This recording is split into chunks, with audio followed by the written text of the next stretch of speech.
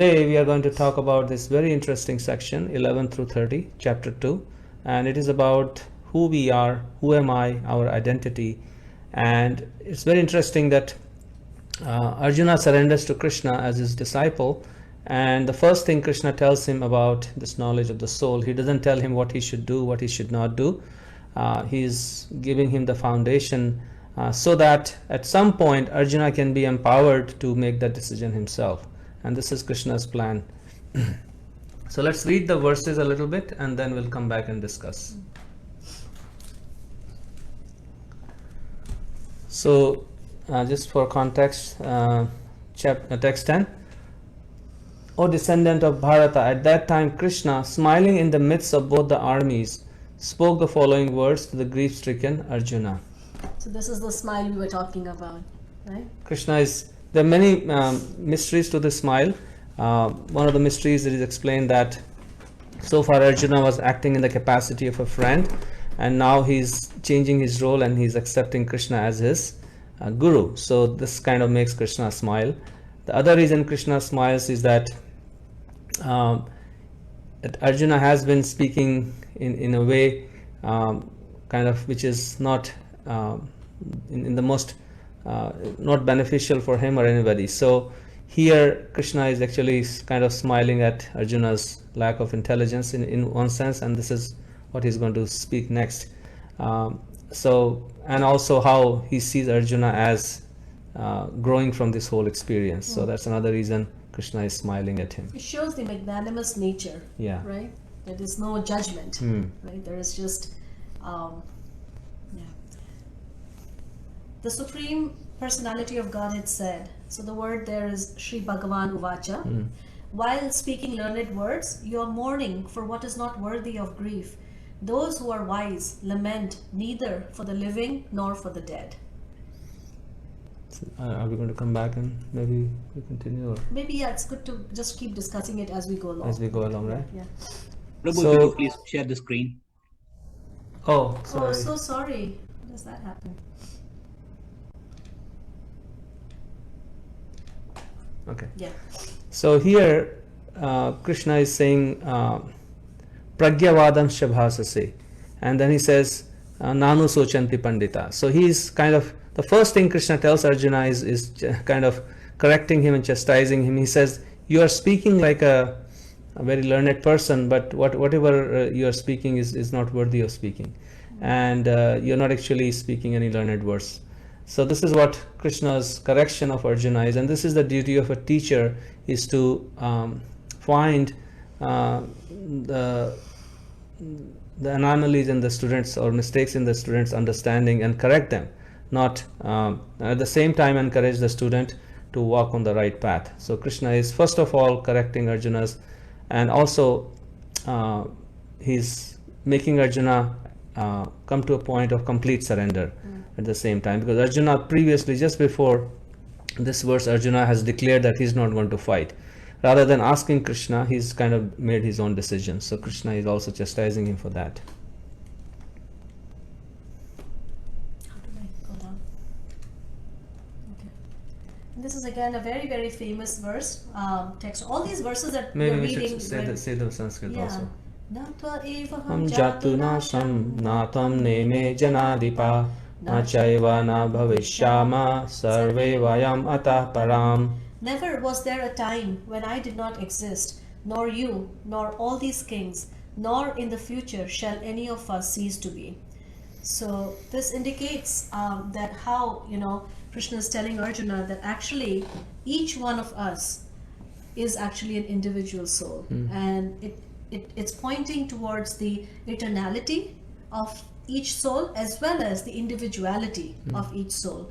It's a very important point, because we tend to think of matter as having a form and has having personality and individuality, but generally people tend to think of spirit or spiritual as just being this homogeneous mass of energy or consciousness. But here Krishna is indicating that actually each living entity is an individual and will continue to be, even at the point of liberation. Because it's hard to conceive of anything subtle having a form, like it's hard to conceive of our mind having a form, our intelligence having a form, or so much our soul having a form, because even more subtle than everything else, and our consciousness having a form. So Krishna, this is the first foundation of our identity, that we are an individual and we are timeless.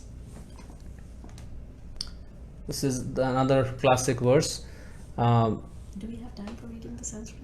Yeah, I think it's good. Okay. We can finish it in 3 sessions. There is no rush. Okay. Dehinosmin yatha dehe kaumaram yovanam jara tatha dehantara praptir dhiras tatra namuihati. As the embodied soul continuously passes in this body from boyhood to youth to old age, the soul similarly passes into another body at death. A sober person is not bewildered by such a change. And this verse will be talking in much greater detail when we get into our presentation. But here, like in the previous verse, Krishna establishes the individuality and eternality of the soul. Here he establishes how we are different from the body. That the soul is, don't confuse the soul as the body. The soul is different from the body. And Matra sparshastu kaunteya shitoshna sukha dukkhada agama paino anityastam stitikshashva bharata. O son of Kunti, the non-permanent appearance of happiness and distress and their disappearance in due course are like the appearance and disappearance of winter and summer seasons. They arise from sense perception, O scion of Bharata, and one must learn to tolerate them without being disturbed. I've always found it very interesting that right in the middle of talking about not being this body, Krishna inserts this verse here, which almost feels like why is he speaking about this?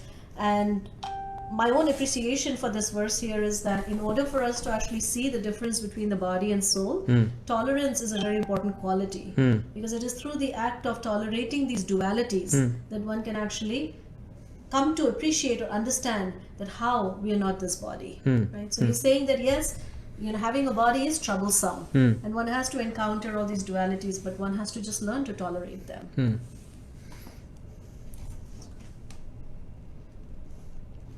Yam hinavathyanti ete purusham purusharshava sama dukkha sukham dhiram samrittatvaya kalpate.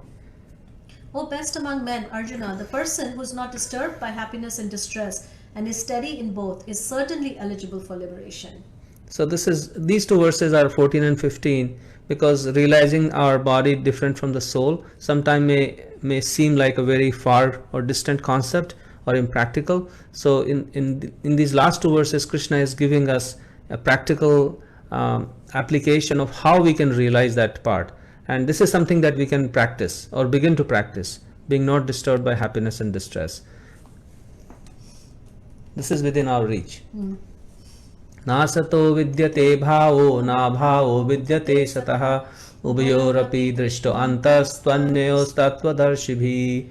Those who are seers of the truth have concluded that of the non-existent, the material body, there is no endurance, and of the eternal, the soul, there is no change.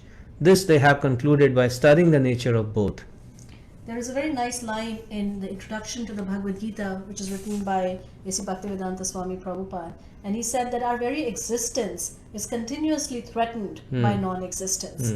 So we are not meant for non-existence, and that is the reason why it makes us so uncomfortable to undergo these changes. So it is because the non-existent can never endure, no matter what we do with it. And for that which is the eternal, there is no change. So Avinashi tu tadvidhi yena sarvam idam tatam vinasham avyayashasya nakaschit kartum arhati. That which pervades the entire body, you should know to be indestructible. No one is able to destroy that imperishable soul. So we'll talk more about this tomorrow. This will be our section. So this is kind of describes the relationship of the body with the soul. Antavantai me deha nitya shokta sharirinaha anashino aprameyasya tasmad yuddhasva bharata. The material body of the indestructible, immeasurable, and eternal living entity is sure to come to an end. Therefore fight, O descendant of Bharata. Yayenam vetti hantaram yasyenam manyate hatam ubhauto na vijanito nayam hanti na hanyate. Neither he who thinks the living entity the slayer, nor he who thinks it its slain is in knowledge, for the self slays not nor is slain.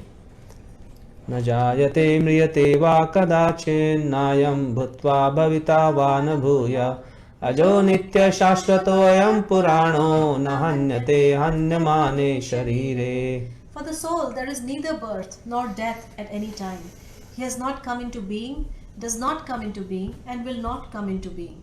He is unborn, eternal, ever existing, and primeval, and he is not slain when the body is slain. So it's interesting that so far, like when we were saying the Sanskrit, it was going in a certain meter, but suddenly in text 20 the meter changes, or like the way we sing it changes. And the reason for that is whenever Krishna wants to say something, or Arjuna wants to say something important, so like when we want to say something important to somebody, then our tone changes, our voice changes. So here the meter is changing to emphasize that something important is being said. Like when Arjuna says that I surrender unto you, so that verse the meter is the same meter. Here Krishna is making a very significant point about the soul. So again the meter changes here.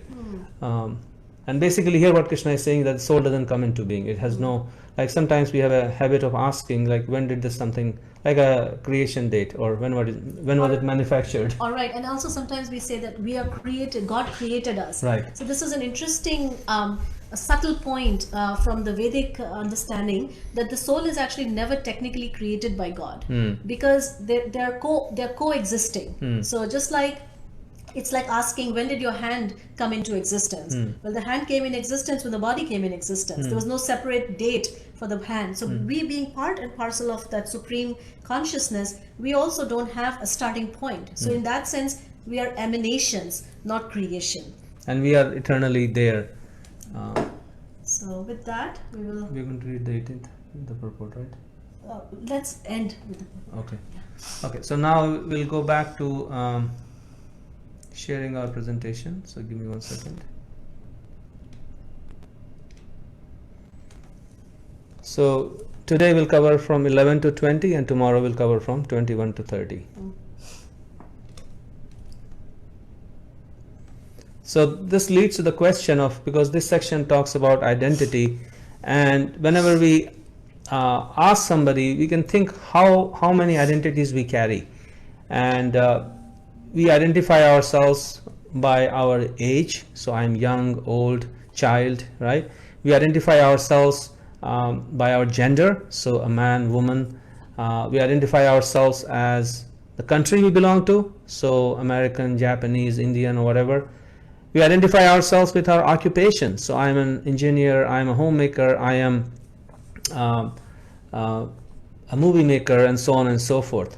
We identify ourselves with our working status. I'm retired, I am working, I'm between jobs. So there's so many identities we put on ourselves, and as we can see, these identities keep changing, and they can be changed, and nothing is permanent about. So who are we really? That is the question. Yeah, it's one of those things that we always feel is at the heart of so many of our struggles, our social interpersonal struggle, because we have a tendency to put ourselves in a box. And we also have a tendency to put others in a box and see them as, oh yeah, this person is from India, this person is, a white American or a black American or this or that, and including even religions, right?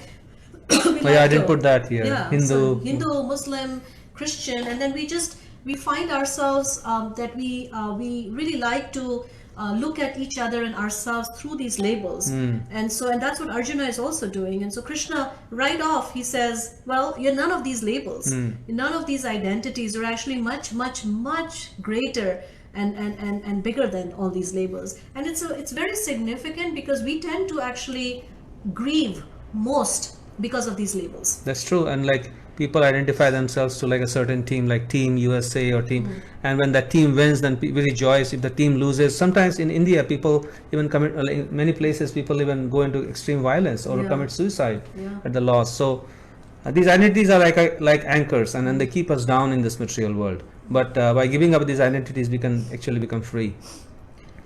So this is an interesting paradox. Go ahead. So this is just to help us understand who we really are, ship of Theseus. And so there was a ship, and this is a thought experiment you can take. On the left hand side, the ship is there. So let's say ship is made of like 1,000 logs of wood or different materials. So the ship starts getting old, say, so and you take out one log and replace it every day, say 1,000 logs. So every day you're going to replace one log, and so next day you replace one log, and you take out the old log and replace it with a new log. So after say 100 days, all the logs in the ship are replaced, and now, so after the first day you would still say that this is the ship of Theseus. After second day, after replacing the second log, you will say, okay, still the ship of Theseus, and so on. So after 100 days, when all the logs are replaced, would you still call it the ship of Theseus? Yeah, people would still call it the ship of Theseus. Now the paradox is that all the old logs that you are taking out from the old ship, let's say we start saving them and we start constructing a parallel ship with those old logs, and at the end of 100 day, all those old logs, we use them to create another manifestation of that ship, which is exactly like the new ship. So which one is the actual ship of Theseus? And this is actually, I just read this right now, that this concept is one of the oldest in Western philosophy. And that has been discussed with the likes of Plato and others. And Naji probably would be familiar with this. But, we just wanted to bring, to attention the fact that who are we? And, say, and this is something actually interestingly, when I was a kid, I used to think a lot about this. Like I would look at myself and I go, which part of me is me? Yeah, like, you could replace the hand. Yeah, is my hand me? Is my head me? Where, which part of me is me? And we see that people's, when they get their hands amputated or whatever, that we lose our body parts. And yet, we are still that same person. So it really is, we found it a very nice way to reflect on this idea. And then other day we were talking about this other experiment where, say, somebody, if you replace like the brains, if you exchange the brains of two people, like my brain goes into somebody else's body and their brain comes into my body, and I die now. So now my brain is somebody else's body, all the memories and all the thoughts and whatever I know, all the knowledge is in that brain. Now, who is that person? Who is that person? Yeah, they were talking, that discussion was about bodily continuity and psychological continuity. And so, so we understand that, okay, this is like the bodily continuity, right? And even psychologically, what does it really mean to be me, right? So let's continue. So, at the heart of this whole thing, we can talk about it at an intellectual level, but there is also a feeling within each one of us.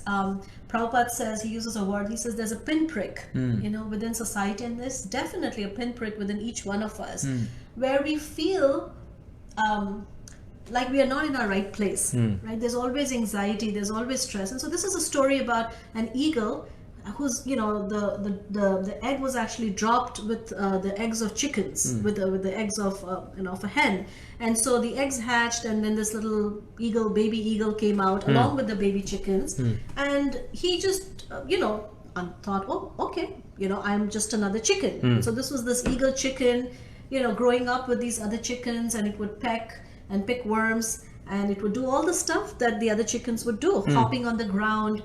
And yet within its heart, it had a great desire to fly in the sky and experience the freedom of the open skies. And all the other chickens would make fun of it and say, ha ha ha, like, what is wrong with you? Like, this is not who we are. We are just chickens. We are meant to live our life in this way. And this is normal, right? But this eagle knew that something was amiss. And so finally, the story goes on that a farmer comes and sees this chicken and says, hey, you're not a chicken, you're an eagle. And you're this grand bird that's meant to fly the skies. And so then he perches him on this big log, and then the eagle opens its wings and flies up in the air.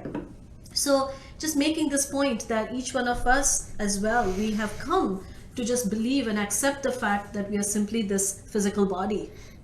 And then the society tells us, in fact, there's a term for it, it's called mass consensual trance, right? Where, each one of us, we just sort of like, we kind of like validate this for each other, that this is normal, this is how we live, let's all believe that, yeah, we're just this body and we just go on. And if somebody tries to be eagle, like for example, growing up in India, if somebody wants to read the Bhagavad-Gita at a young age, then everybody, the whole family, the whole society will start resisting that. And why do you want to read this right now? You should become old, and at that point, when you have nothing else to do, that point you should read the Bhagavad-Gita. People are actually very afraid of the knowledge sometimes, that because they feel that this will somehow take away from something maybe that they're experiencing. But what we miss in that is that actually everything that we are experiencing will be like what is it that the big screen versus small screen, or like heightened, all our experiences will become heightened, right? It's not that spirituality means denial of experiences, it means heightened experiences, right? Yeah. So what is it, HD? Yeah, HD TV. Yeah. And this is what Krishna is telling Arjuna, that stop talking like a chicken. Right. You are an eagle meant to fly, so it's to think like an eagle, act like an eagle, fly like an eagle. So this is quite interesting. It's actually, the Bhagavad-Gita, there's a verse that we just read, if you remember. Dehino asmin yatha dehe. It says, as the embodied soul continuously passes in this body from boyhood to youth to old age, the soul similarly passes into another body at the time of death. A sober person is not bewildered by such a change. So in this video, you will see how the body is continuously changing. It's a time lapse. Should I make it big? Yeah, it's okay.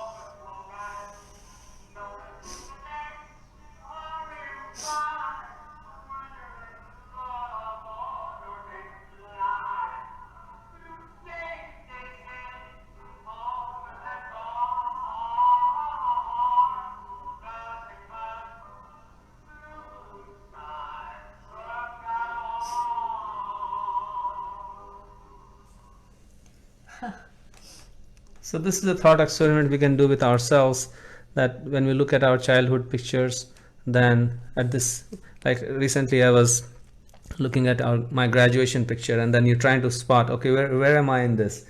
And if you look at a childhood picture, then you find, okay, this is me. So how do we identify ourselves? Because that body that we had at that time is completely gone. So why do we have this sense of me connected with that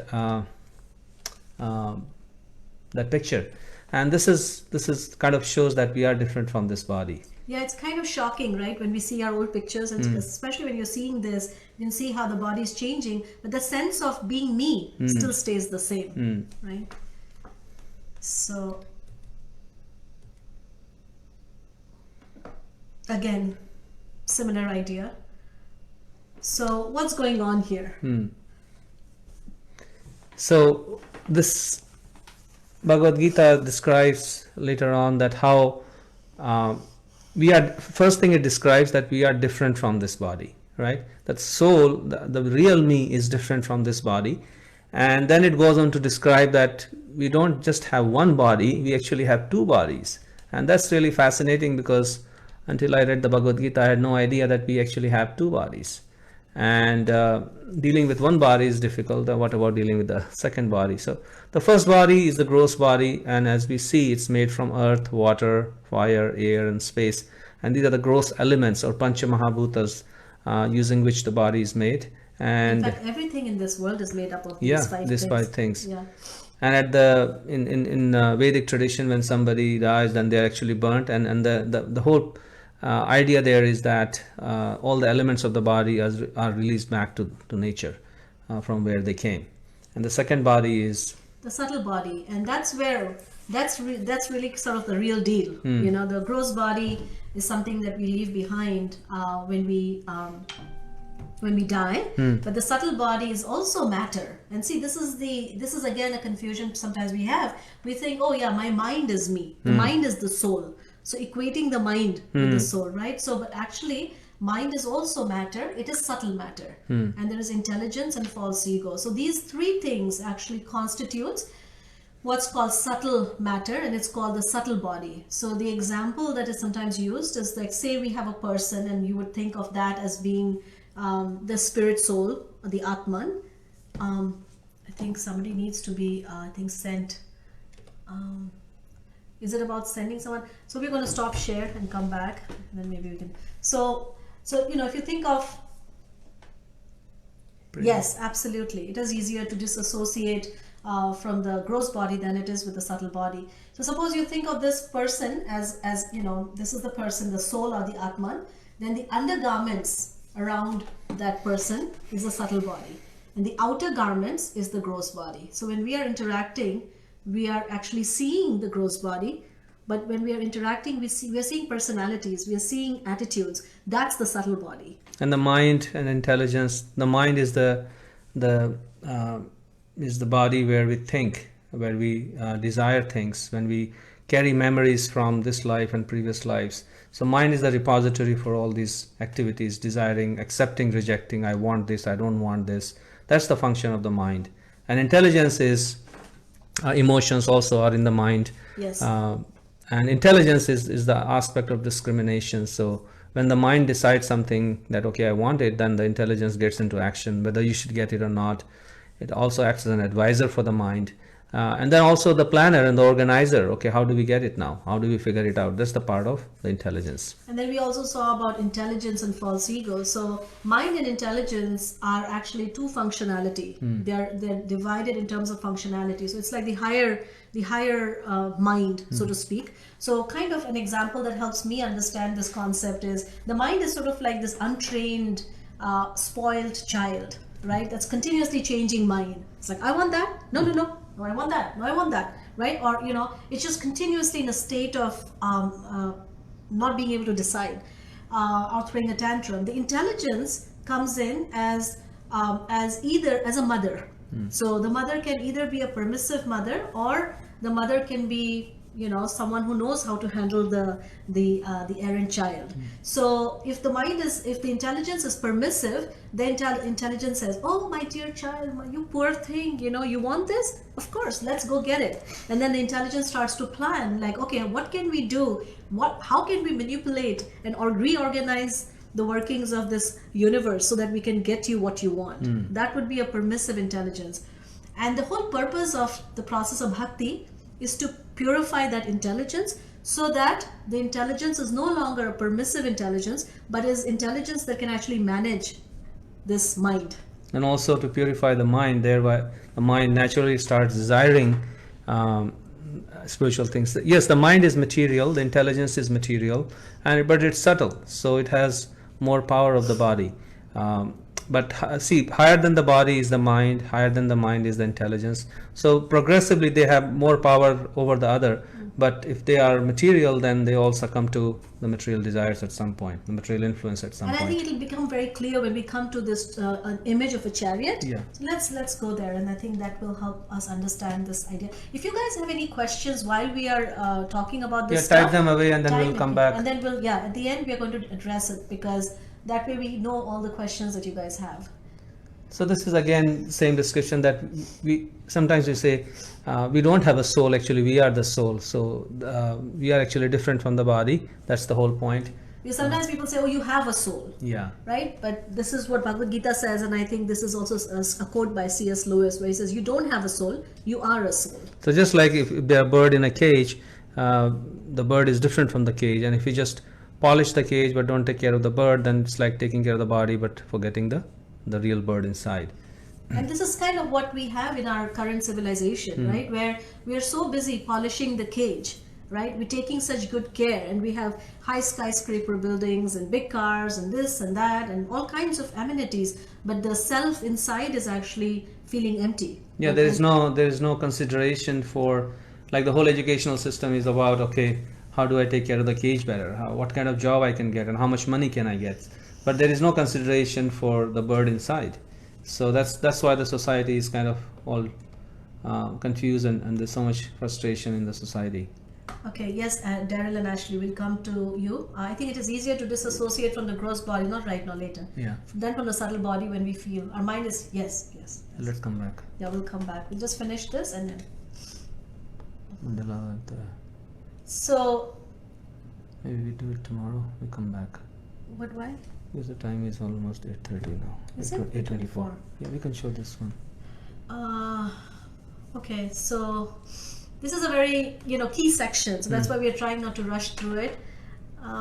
So this is no, I think we should do this tomorrow. Yeah, I think what we should do right now is maybe do the chariot thing.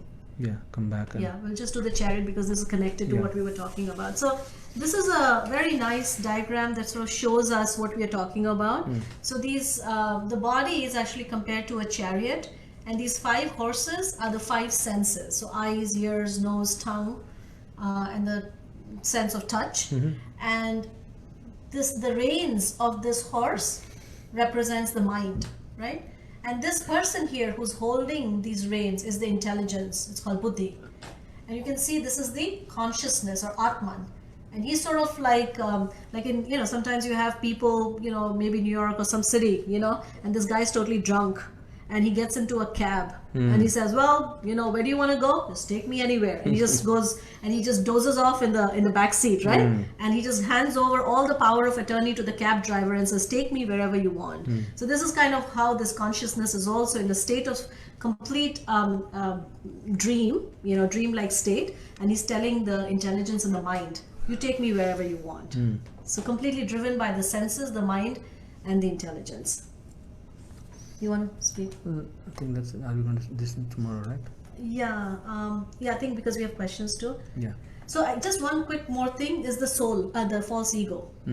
So the false ego is basically if the passenger, if they start thinking of themselves as a chariot, and that is this false conception that I am the chariot or I am the car, and that is false ego, and because of which the soul basically starts thinking I am the chariot, I am the mind, I am the intelligence, and whatever my intelligence or mind is thinking, material mind is thinking, that's what I am thinking. So this false conception is called ahankar or false ego. And as we are chanting, then this is what it's like a glue. The false ego is connecting the soul, which has nothing to do with this world, to this world. So it's like oil and water being mixed together. They can only be mixed if you add an emulsifier. So the false ego is like an emulsifier. It kind of merges the soul and body together in one sense, but they are not of the same world. They are of completely different nature, and therefore we need something to break it. And this is where this spiritual sound vibration comes into the picture. As we engage ourselves, immerse ourselves in this vibration, then slowly this glue of false ego starts dissolving, and then the soul starts realizing that, okay, I'm not this body, I'm not this mind, I don't have to agree to everything that the mind says, I'm different from the mind. So we'll show you a nice, this is a song that actually is sung, it's from the Mārkaṇḍeya Purāṇa, and it's a song where the mother actually sings to the baby who's crying. And this is a lullaby that she sings to the baby, and where she tells him basically that, hey, why do you cry? You have nothing to do with this world. So we'll share this and then we'll come to your questions. So in the meantime, if you have any questions, keep writing it down. Keep writing it down. 1 minute. Yeah, 1 minute.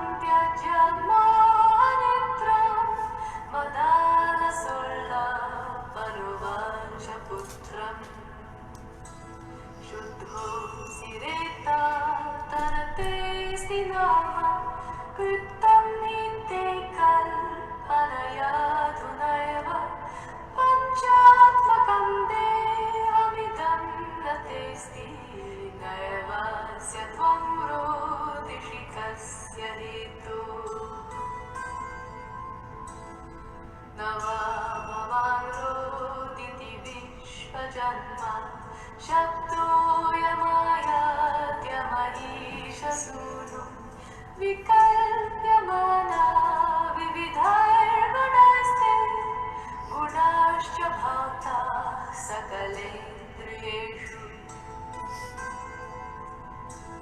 Bhutani bhutai paridurbalani Riddhim samayanti yatheha pumsa Annapapanadibhireva tasmat natesi riddhir nachatesi hani Tvam kanchukeshiryamarne nijosmin Tasmin dehi mudhatama prajetha Shubha shubhai karma bhirte ametan Madadi bhikan chukaste vinadhan Tate kinchit Oops, sorry about that. Tanayeti kinchit Ambeti kinchit Haindeti kinchit Mameti kinchit Namameti kinchit Tvam bhuta sangham Bahumala petha Dukkhani dukho Ashamaya bhoga Sukhaya janati vimudha ceta Tanyeva dukkhani punah sukhani Janati vidvana vimudha ceta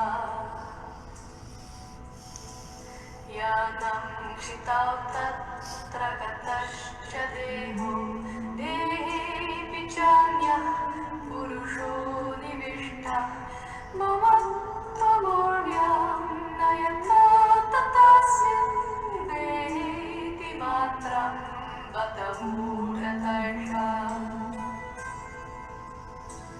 Shuddhosi buddhosi niranjanosi Samsaramaya parivarjitosi Samsara swapnam tyajya mohanidra Madala sola panuvacha putram Madala sola panuvacha putram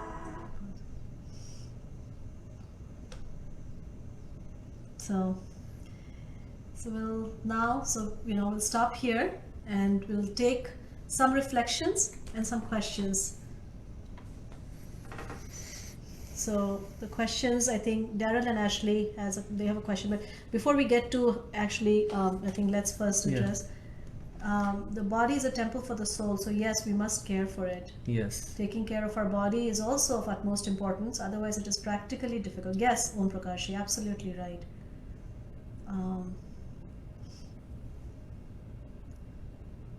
Paresh Rana, where does that sense of being me comes from?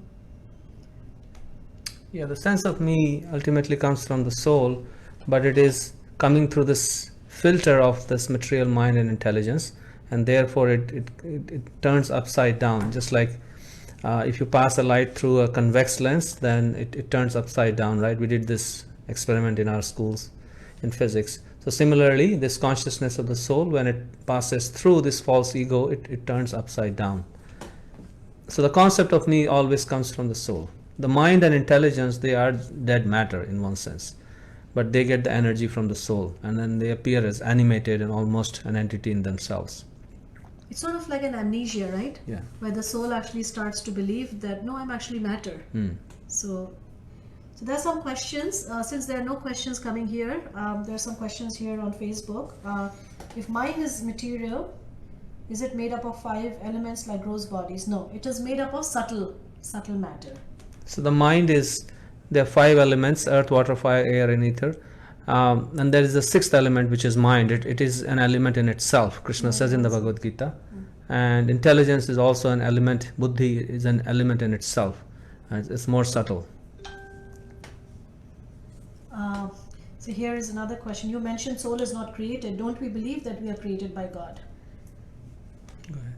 So yes, it's semantics. I mean, yes, we are emanating, just like the sunshine emanates from the sun. So our existence is dependent on the source, which is the Supreme Person. But creation implies that there was a point in time when we came into existence. So in that sense, we are not created. So in that sense, we would understand that we are emanation, which means that we have always coexisted with Krishna. And the creation is only for the body, right? This material, our temporary existence in this material world is created, but our permanent existence is always there. It's never created. That's what the 20th verse of Bhagavad-Gita says, na jayate mriyate va kadachit. Anshul, thank you very much. Whenever I think I'm not this body but soul, there's a peace around and everything looks small, but this feeling goes away in the next few moments. Looks like a constant reminder is needed.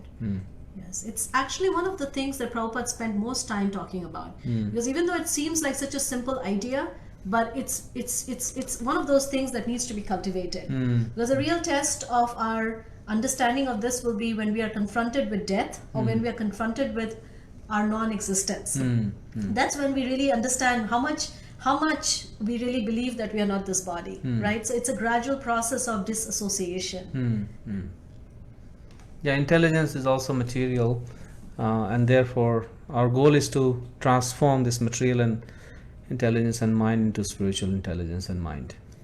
Wow, Delia, really nice question. Do we always have to fight our thoughts and emotions, or over time does our mind become more aligned with the soul's intelligence than the material intelligence? Absolutely. That is, I mean, the process of bhakti, and this is something as we go along, maybe one of these days we'll share with you. There's sort of like a roadmap of bhakti, which shows that it's in the beginning, it's most difficult. But as we kind of go over the hump, that stage is called technically anartha nivritti stage, where you have to really like sort of train yourself. And I think somebody once asked, like, can it not be just natural? That's why we need a practice, because right now the mind is tuned in somewhere else. So there is a little bit of work that's required, but as one does that, then it becomes very, very natural. And then it's easier because now we are naturally aligned. Like the gopis, they say, they cannot help but meditate on Krishna. For us, we have to make an effort. And that is the beauty of this bhakti path, because in this bhakti path, it is not just about through willpower or repression that we can, because the mind is Arjuna will say that mind is more powerful than like a tornado, and it's easier to probably control a tornado or hurricane than the mind.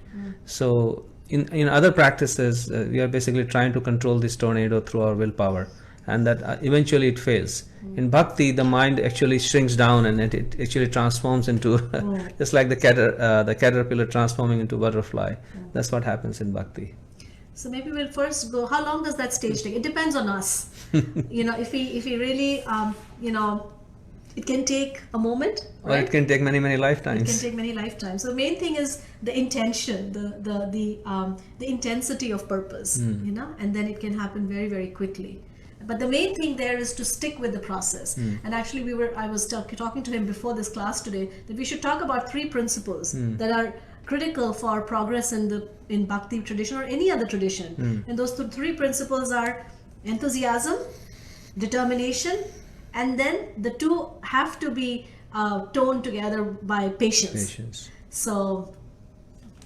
So we'll get to Daryl and Ashley now. It's like the thought that the 100% we have to give is different every day. So we go with the doubt and that yes, the natural fluctuation. And Eric will come to your question in a little bit. So Daryl and Ashley, if you can succinctly pose your question, because we have limited time. Yeah. But it was more so of a reflection, and me and Ashley both had a dream that was very significant to everything that you guys are talking about today. And basically, I woke up and I shared it with her, and basically what I seen was there were 2 men standing on a tower, and they were stuck on this tower, and the only way to live was for them to jump off. And the first guy jumped off, and when he jumped off, the other guy said to himself, and I was standing above them observing the whole thing, he said to himself, he said, I would rather be a monkey than to jump off of this tower and die. and the Creator spoke through me and said, and I said to him, as the Creator was speaking through me, all at the same time, that monkey has more soul than you. Nice. Thank you for sharing that. And then I just had another quick reflection too, just through everything, just feeling like just through everything we've been talking about today, and then just in general, that it feels like pretty much like for the last couple of years, it's been like I've been walking in like the valley of the unknown. That's kind of how it feels when you're going into the Bhagavad-Gita, and then like when you're beginning, just the whole topic of the soul is something that we know so little about, that when you really start to do the chanting, and then it actually starts to clear your mind from the thoughts. But then the thought of no thought, and the thought of something that like literally it feels like you never known about, like you just to fathom a light of an existence that is more real than words. It kind of it makes the mind puzzled so much that I find that my mind tends to, it will, like when I'm in that space, just when I'm about to begin to see that that enlightenment feeling of what's next, like what is, I guess, what the universe, or what the what Krishna is gonna bring forth of a new understanding, it's like my mind will grasp a hold of something that is whatever is the quickest distraction to distract me from it, out of fear of that space of unknowing, because it's like my mind is addicted to knowing. That's my reflection. That's a very good point. Beautiful point. What we were talking about. Very nice. Yeah, it's true. The mind actually is very afraid The unknown. of the unknown, and then of of venturing out. Very nice. Thank you for sharing that. So are there any more you don't necessarily have control over that. Okay, Eric, we can Discuss that maybe tomorrow. we can discuss that tomorrow. So because we are running out of time here, so we'll just see everyone and see who's there, and it's wonderful to have all of you here. Let's see. Florencia, do you have any thoughts?